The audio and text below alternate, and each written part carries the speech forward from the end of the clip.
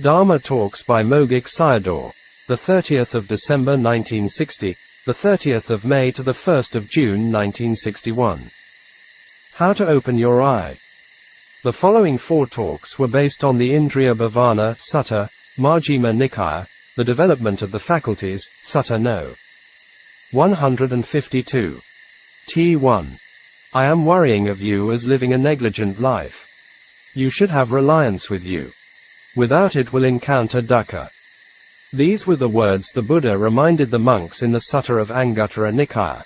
The Buddha reminded us to rely on impermanence, because it ended dukkha. He mentioned 8 kinds of reliance, and the last one was impermanence. You will get the knowledge of ending dukkha if you contemplate all the ending of impermanence. Take reliance on the 2 knowledges of seeing impermanence and the ending of it, i.e., Yathabhuta Nana and Magga Nana. During on the journey of life and dying moment you need to rely on it. At near death with contemplation can become a stream enter to an arahant. There were a few stories at the time of the Buddha, for example, Ven. Phaguna, and 6.56 Phagunasatam. Everyone, even the Buddha, has to rely on impermanence. You have to start from impermanence if you enter the fruition state, Phala Samapatti. I will talk on how to see thing is the true reliance. On seeing hateful things and become angry. On seeing affectionate things and become greedy. On seeing neither hateful nor affectionate things and become deluded. These are during the time of opening your eyes. How to use the 6 sense faculties without harm. Don't observe the outside objects, but instead observe what is arising in the heart. Seeing is the cause and the arising Dhamma in the heart is the result. This is the resultant phenomenon, Paticca Samuppanna Dhamma. It is gross and compounded phenomenon, Sankhata Dhamma. Contemplate the arising phenomenon as compounded. After contemplation, it's not there. Every greed, anger and delusion arise contemplate in this way. All of their non-existing are similar. As impermanence they are the same. The path factors are seeing it. All the knowings, knowledges, are seeing the non-existings, i.e., vanishing or disappearing. See all the arising dharmas as impermanence in series. These are not an ordinary thing. It is vipassanupekkha nana, equanimity of insight. You contemplate all of them with equanimity, and not seeing as greed, anger and delusion. This is true development of faculties. Continue with the contemplation and arrive to the knowledge of equanimity towards formations, sankhara upekkha nana. After that it is the path knowledge.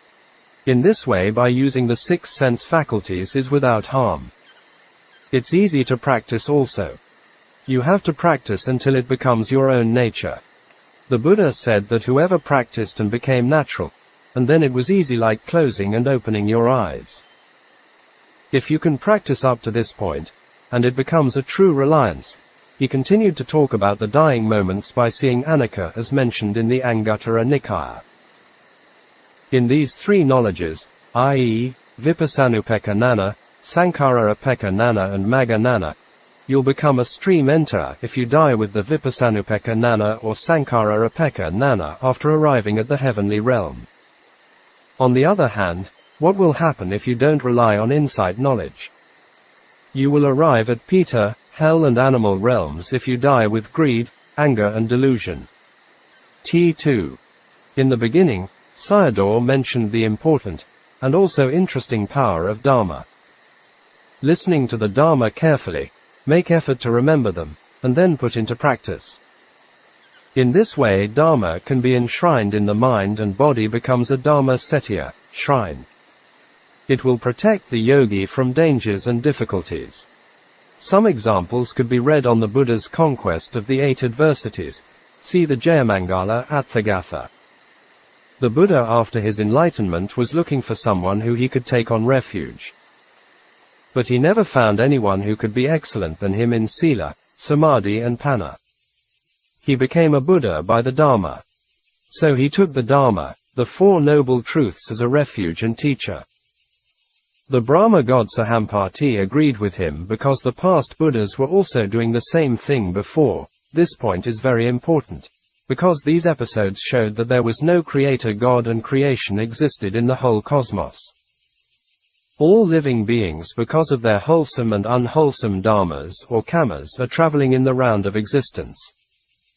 Sayadaw taught his disciples how to contemplate the Dharma Buddha or Nana Buddha and not the physical Buddha. How to penetrate to the Dharma Buddha. So, we must rely on wholesome Dharma, especially the supramundane Dharma, Lokuttara Dharma.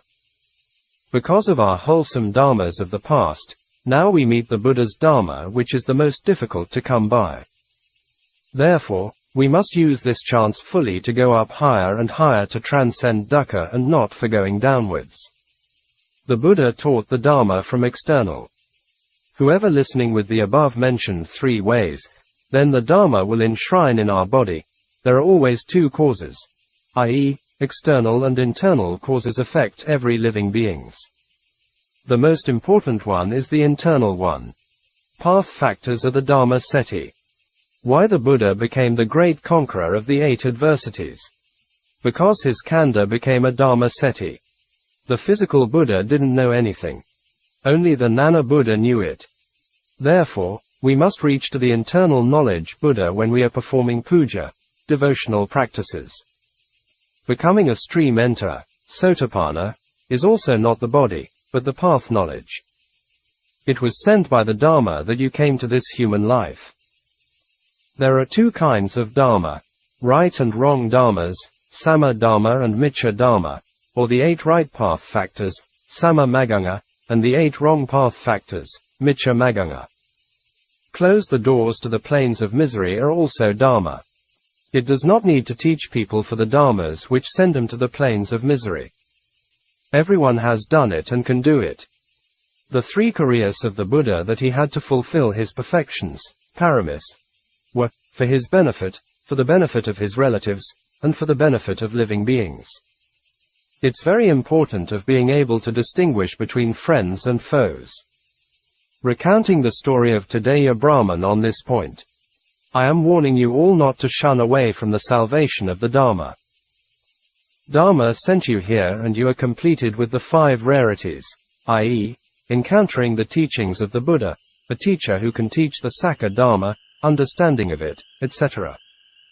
You only need to go upwardly for ending dukkha. But if you don't respect the Dharma and going downward is not proper. Continuing the Indriya Bhavana Sutta, now is the time for us to always living together with Dharma, which will save us from the whole samsara. There could be joy, somanassa, or displeasure, domanassa, or neither joy nor displeasure, upekkha, when seeing a form. With an object, there are such 3 states of mind. If no salvation of Dharma comes in, dukkha will continue to arise. Because of the 3 types of feeling, dependent arising will continue in the beginning, middle and the end. See the 12 links of dependent arising. Pleasant feeling in the middle, unpleasant feeling in the end and neutral feeling in the beginning. Living beings are always going downstream and never upstream. After his enlightenment, the Buddha saw this point. Therefore he became disappointed to teach them.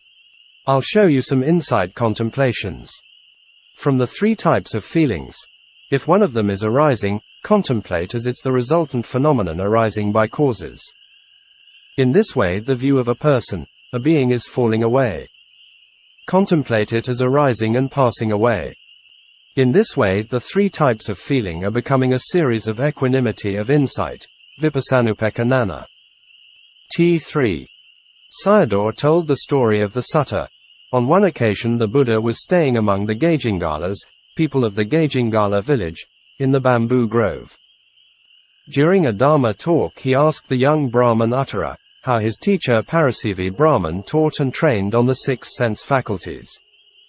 MN.152 Indriyabhavanasattam. He replied that by closing the eyes, ears, etc., and no defilements arose. Then the Buddha responded by saying as followed. Then, in this way people born blind and deaf were already no defilements. Uttara became silent by the words of the Buddha. However, nobody can close the mind door. Therefore, the Buddha gave a talk on how to restrain the sense faculties.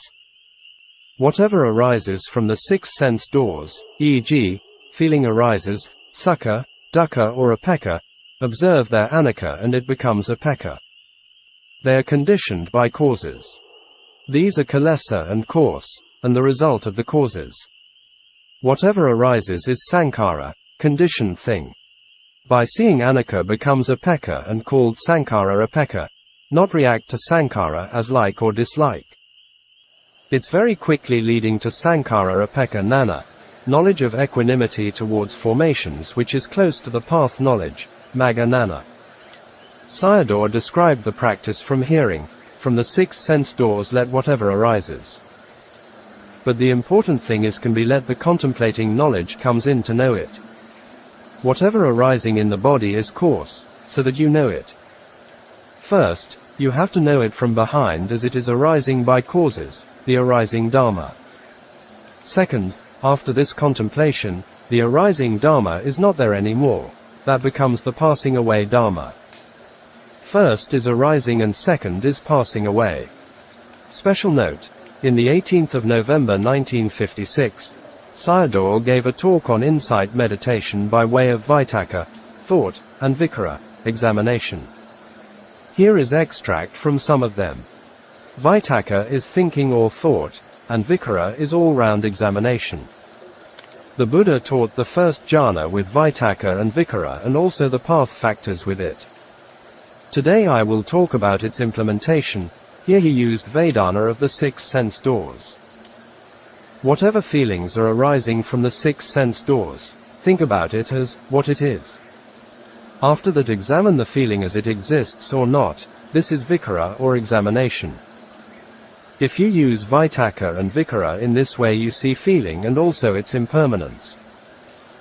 For example, you see something with the eye and don't know what it is, and then there is no Vitakka and Vicara.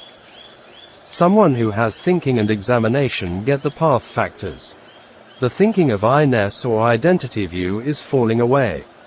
Thinking is Vitakka and examination is Vicara. Knowing of the non-existing is Panna. Therefore, every time you open your eyes must have seeing with thinking and examination. The dissolution of phenomenon is useless, feeling or any sankhara dharma. The uselessness is the truth of dukkha. In some of his talks Sayadaw explained dukkha as disgusting and useless. Duk disgusting, ka useless. If you are in thinking and examination will know the truth of dukkha. Disappearing is death. Death is arriving at dukkha. If you are thinking and examining in this way, even hell fire will be extinguished. Even no need to mention about sorrow, lamentation and suffering in the heart. Continued from the main talk, 1 is arising Dharma, and 2 is passing away Dharma. In this way, it can't be followed by greed, hatred and delusion dharmas behind. Is this difficult for you? Every time dharma arises is by cause, and have to know it as not there. If you ask, what is Nibbāna? It's the cutting off dependent arising in the beginning, in the middle and in the end sections. Whichever section is cutting off, and then it's Nibbāna. Every time a dharma arises, if you can contemplate its impermanence, and then it'll not become lobha, dosa and moha dharmas because these are only impermanent. All these impermanent dharmas are arising in series. So it's called vipassanupekkha. A being will receive double increments if it falls into hell, because the hell being is suffering in hell that is always in the state of displeasure, domanassa. Therefore, it is not easy to talk about the lifespan in hell.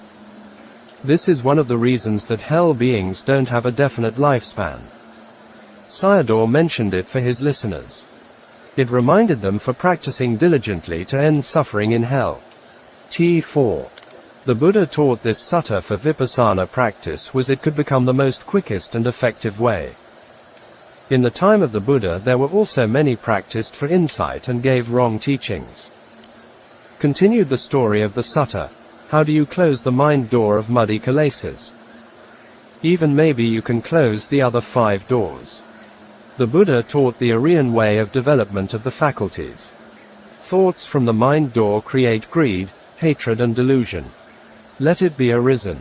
Only with the arising Dhamma, there will be an object for contemplation. For a dead person he has nothing to contemplate. It's important to contemplate the arising Dhamma. Where are birth, aging and death, the truth of dukkha come from? If you trace the reverse order of the dependent arising process, the 12 links, and will find out that it came from craving, tanha. Right pointing arrow, right pointing arrow, right pointing arrow. Craving, clinging, action, birth, aging and death. Left pointing arrow, left pointing arrow, left pointing arrow. It arises from the thinking of the mind door. Thought arises from the mind object, dharma aramana, and mind door, manavara. The arising cause is called paticca samuppada and the arising result is called paticca samuppāna. The arising Dhamma is cause and the cause of thinking. It is compounded Dhamma, sankhata Dhamma. If you know it as a compounded Dhamma, then anicca is included in it. You know it arising because it's cause. And when you contemplate, think about, it's not there. You know the arising and passing away of the compounded Dhamma, sankhata Dhamma. In the place of greed you only discern impermanence. This contemplation is called vipassanupekkha nana. So anicca is close to Nibbāna because its nature is similar to sankhara upekkha nana. Therefore the harmlessness of sense faculties is depending on contemplation. In talking about the way to Nibbāna by using long method and it becomes long. By short method, it becomes short. In short, it only exists as 1. Impermanence and 2. The ending of impermanence. It is only dukkha sakka and nirodha sakka while analyzing by truth. Impermanence is dukkha and the ending of it is nirodha. In some suttas the Buddha himself expressed his teachings as he only taught dukkha and the ending of dukkha, in the past, present and future. All the Buddhas will the same. Any teaching of not ending for dukkha is not the Buddha's teachings. It is only vipassana nana and magga nana, insight knowledge and path knowledge, or the knowledge seeing impermanence and the knowledge seeing the cessation of impermanence while analyzing by knowledge, nana. In this case, are the 10 or 16 insight knowledges wrong? Both of them are also right. These were the insight knowledges of Ven. Sariputta's great wisdom. These are long only in given names, but not in the real process. Insight knowledge kills the coarse defilement and path knowledge kills the refined one, anusaya latent one. In the time of the Buddha there were many examples of getting enlightenments within a sitting, mostly listening talks. These were happening because of the short knowledge. If impermanence ceases, dukkha and kilesa are also ceased. Dharma talks by Mogok Sayadaw, the 6th of January 1961 and 19th to the 20th of September 1961. The Roadmap to Nibbāna. Cf. MN.24 Rathavanita Suttam. The Buddha was staying near Rajagaha in the bamboo grove. After the rain retreat some monks from the native land of the Buddha visited him. He asked them who their teacher was. They answered that he was Punna Mantaniputta, Mantani's son. How he taught them. Punna set himself as an example to teach the monks. He taught what himself had practiced. The Buddha praised him. At that time Ven. Sariputta was near and wanted to meet him. After this occasion, the Buddha went to Savathi. Sometimes later Punna went to Savathi and paid respect to the Buddha. One of Ven. Sariputta's disciples came to him and gave the news. After exchanging words with the Buddha, Punna left for the Andavana forest for the day's abiding. Sariputta followed him from a distance. Both of them stayed at some distances apart and entered into Phalasamapatti, staying in the fruition state. Both of them came out from it in the evening. And then Sariputta approached him and asked questions. Questions and answers were as follow. Q1. Do you learn the teaching from the Buddha for sila practice? This is the purification of virtue. Salavasuddhi. Punna's answer. No, friend. Q2. For samadhi practice, this is the purification of mind, cittavisuddhi. No, friend. Q3. For right view, this is the purification of view, ditthivasuddhi. No, friend. Q4. For overcoming doubt, this is the purification by overcoming of doubt, cankhavitarana visuddhi. No, friend. Q5. For discerning impermanence, this is the purification by knowledge and vision of what the path is and what the path is not, magamagananadasana visuddhi. No, friend. Q6. For the knowledge from banga nana, knowledge of the dissolution, tagotrabu nana, knowledge of the change of lineage. These are called purification of the way, patipadananadasana visuddhi. The answer was, no, friend. Q7. For the path knowledge, this is the purification by knowledge and vision, magananadasana visuddhi. No, friend. Q8. So, for what purpose you are practicing the Dhamma? Only for the sake of Nibbāna. And then Sariputta said to Punna, let me continue to ask you. One, can the practice of Sila realize Nibbāna? No, if possible all worldlings, Puthurjana, will realize it. From 2 to 7, they were also asked in this way.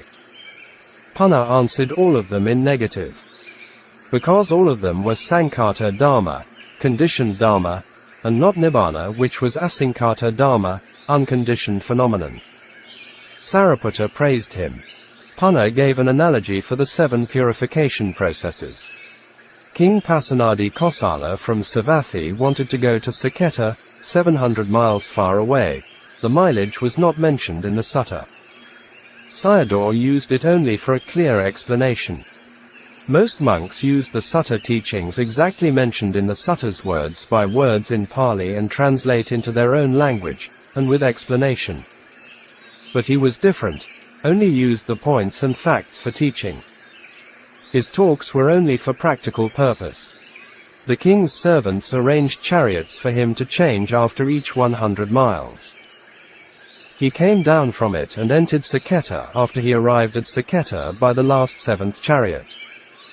In this analogy, the first chariot was Sila and the last 7th was Magga. Closing square bracket. According to the purification, Visuddhi, there are 7 stages. By Vipassana process, seeing impermanence, become disenchantment and ending of impermanence. Why I have to give this talk is because I am afraid that you have the mistaken contentment. There are a lot of food for thought in this remark. Most Buddhists only satisfy with making merits and observing Sila. The knowledge of seeing Nibbāna is the purified knowledge, i.e., the 7th stage. Path knowledge is also impermanence and it's not Nibbāna yet. It's still not Asaṅkhāta Dhamma, unconditioned Dhamma. I am asking you to contemplate the impermanence of the knowledge, because they are also impermanent. So that you know they are also Saṅkhāta Dhamma. All the 7 Dhammas, 7 stages, are only the way to Nibbāna. They themselves are not Nibbānic element. Only you have overcome your doubt should contemplate impermanence, practice from 4th to 5th stage. This is one of the reasons why Sayadaw asked disciples to give up wrong view and overcoming doubt before insight practice were from the sutta teachings and evidences. For this point he always emphasized the teaching of dependent arising. If you discern impermanence, don't give up. After thoroughly penetrate dukkha, you are on the 7th chariot. Path knowledge is still impermanent. After you come down from it and arrive Nibbāna. These 7 stages are the levels on the way of the practice. T2. In the beginning for 30 minutes Sayadaw talked about the danger and cleverness of Tanna. Punna was foremost in giving Dharma talks, and enlightened people. Ananda had entered the stream by him. He taught people by his own examples, such as few wishes and contentment, etc. Enter and stay in Phalasamapatti could prolong one's life and delay the time of death. The Buddha was very sick during his last 3 months in life, and in this way, he waited his last disciple Subhadda. Buddhists practice for the ending of Upadana Dharma. If people can realize Nibbāna by samatha, then all the Brahma gods will be in that group. Purification by view can be possible with a teacher's explanation. For overcoming doubt and discovering impermanence can possible by the help of a good teacher. Even path and fruition knowledges are not Nibbāna, still within the province of conditioned Dhamma of impermanence. Punna rejected all the 7 stages of purifications because still these were not the Nibbānic element where all the clinging dharmas were ceased. Entered into the fruition attainment is also inclining towards Nibbāna. Fruition state of minds are continuously arising and vanishing. Nibbāna is always exists and without impermanence. Closing square bracket. People who are making prayers for this and that lives are called lustful hedonists. If you go back home have to battle in war, because it controls by a crazy person, referred to Tanha. If you can't conquer Tanha and see it, you will never realize Nibbāna. If he comes in, you have to know it quickly. Punna was very good in giving Dharma talks. Could teach people became stream enterer to non-returner. He was praised by the Buddha and must be a great person. Phalasamapatti means the knowledge, nana, staying with the ending or cessation of dukkha. It can expand the lifespan and delay the time of death. The questions and answers between Sariputta and Punna were for the future generation to understand on practice. Punna answered that practicing was for Nibbāna. Sariputta satisfied with his answers but continued to ask questions for more clarification. With a good teacher we can know about the mind and body, also cause and effect dharmas, 3rd and 4th purifications. Seeing impermanence also needs the help of a good teacher, the 5th purification. Path and fruition knowledges are Sankata dharmas and vanishing dharmas. Nibbāna can't vanish, so Asankata dharma. The mind of the path and fruition knowledges are arising and vanishing. So they can't be Nibbāna. Nibbāna is always exists. All the clingings are totally ceased in Nibbāna. Totally without any impermanence is Nibbāna. T3. In the beginning Sayadaw explained the 5 spiritual faculties and how to adjust them with Ananda's last effort for arahantship. Viriya, persistence, samadhi, concentration, saddha, faith, and panna, wisdom, become imbalance create hindrance, nivarana. Sayadaw said practice diligently and no development means the faculties are becoming imbalance. Continued the sutta. The 7 Visuddhas are not Nibbāna. But they support each other successively. E.g., Sila supports the development of Samadhi. One has clear seeing and purified view with Samadhi. One overcomes doubt with purification of view. One can see impermanence by contemplation after overcoming doubt, and imperfection of insight, vipassana upakalesa, might arise as aura of light, obhasa, etc. There are 10 of them. Punna gave the 7 chariots as an analogy.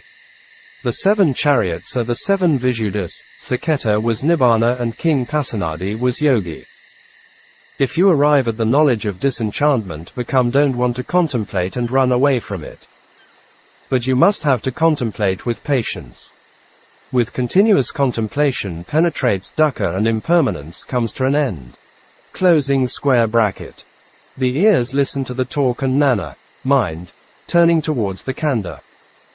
If you discern anicca, have the paramis to be here and can realize the Dhamma. Don't think about paramis, instead make a decision that you already have it. You already have it, but if you think you are not is a mistake. In the Anguttara Nikaya, the Buddha mentioned 5 factors which referred to the completion of paramis, i.e., the 5 difficulties to encounter as mentioned before. Therefore you have no need to look back, but only make effort for practice to complete it. The Buddha's teaching, sasana, exits like a lightning in a raining dark night. We take it for granted and wasting time for useless things. Now, you are encountering with it that no need to doubt about your perfection. You only need for diligent practice. Sayadaw talked about the 5 spiritual faculties by using Ananda's last struggle for enlightenment.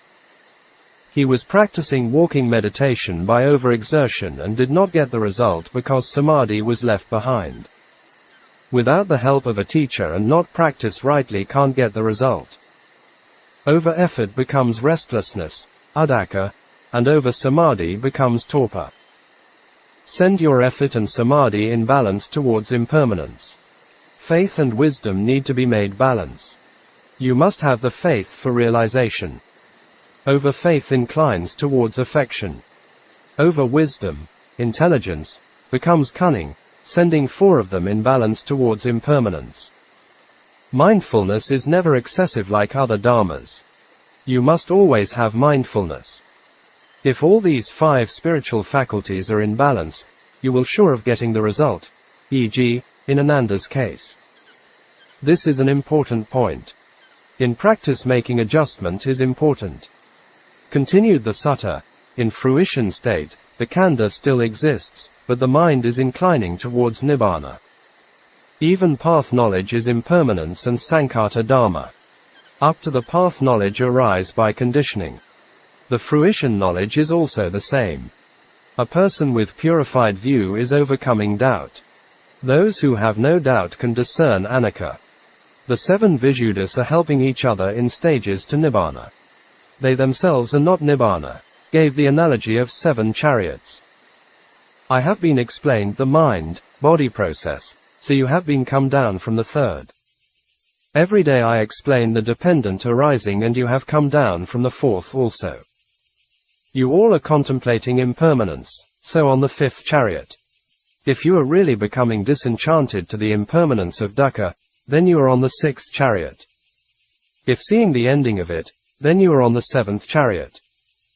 Some of you are already on the 6th. Today I give this talk as let the yogis know themselves which chariot they are on.